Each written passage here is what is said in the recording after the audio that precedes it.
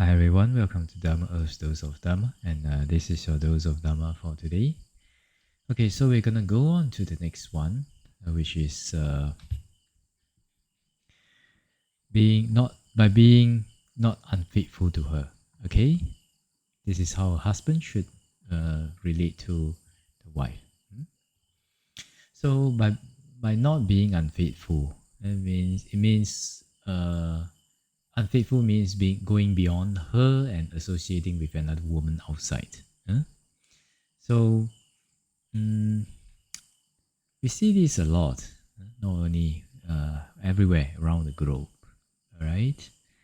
And then actually they cause a lot of emotional distress to all parties.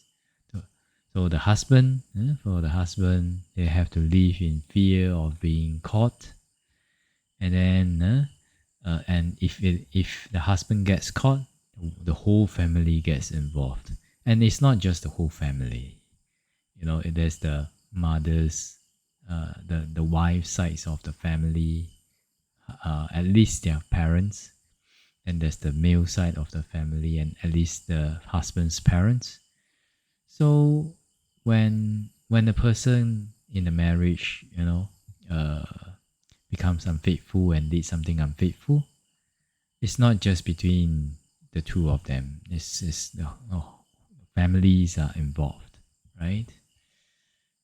So I have met with a case before. Okay, so there was this case that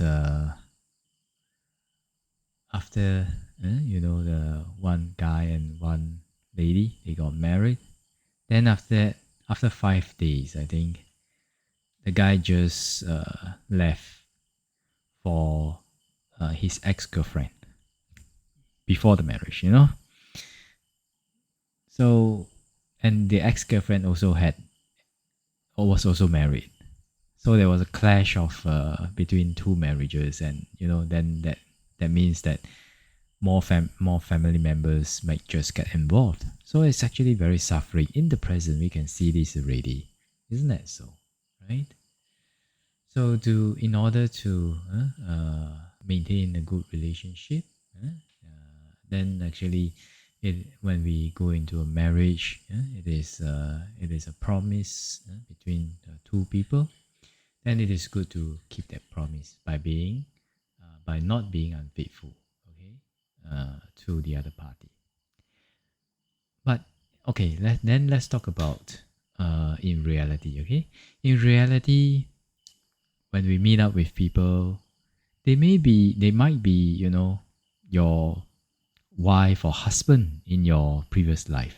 Okay, so definitely when we meet them, there may be some feelings of affinity with them, isn't that so? Right, as we've seen from the examples in the Buddhist text, because of close affinity with practicing with the Bodhisattva. So when the Bodhisattva became the Buddha, and when the Buddha just teach them, and they just able to accept it. So from this we can understand that there's karmic affinity involved when we are interacting with people, right? So husband and wife. Husband may meet with previous wife or husband in the past. Wife may meet with previous husband and wife in the past, right? So there may be some affinity, right? So what happens if if they have already committed in this life, committed to this marriage, then it is better to continue. But if they do not want to continue, if it doesn't work out, at least don't do it during the marriage. I mean, have a clean separation, and according to legal proceedings, etc. Then do what you want, right? At least it will reduce the amount of damage caused to the other party or their family members. So, right? So I think this is one way that I'm not encouraging divorce or marriage like that, but I'm just saying about how it can be done in a way that can reduce damage, okay?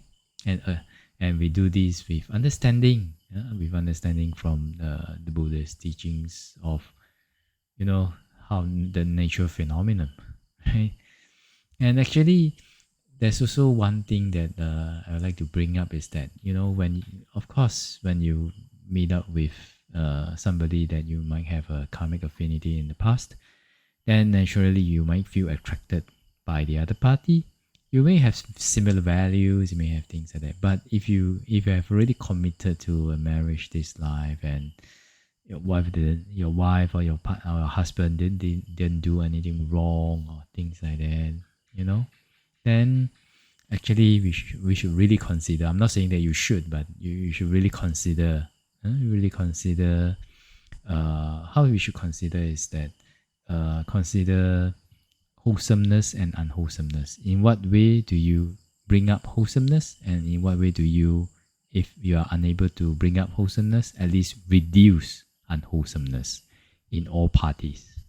All right, and this is one thing that we can consider when talking about relationships. And sometimes you may need to do the difficult thing, which is to maintain a distance from other people of the opposite sex. Not to say that you should avoid them completely, but there is a limit when you get into a marriage. Then there is a limit as to how close you can be with the other friends or colleagues or people of the opposite sex.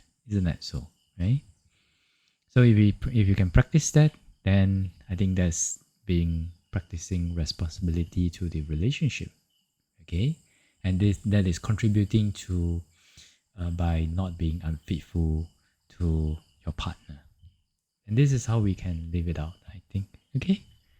Okay, so with that, this is a dose of Dharma for today. We shall all be well, peaceful, and happy, and may the Triple Gem bless all of us to be able to attain path, fruition, and nibbana as soon as possible. Sadhu, sadhu, sadhu.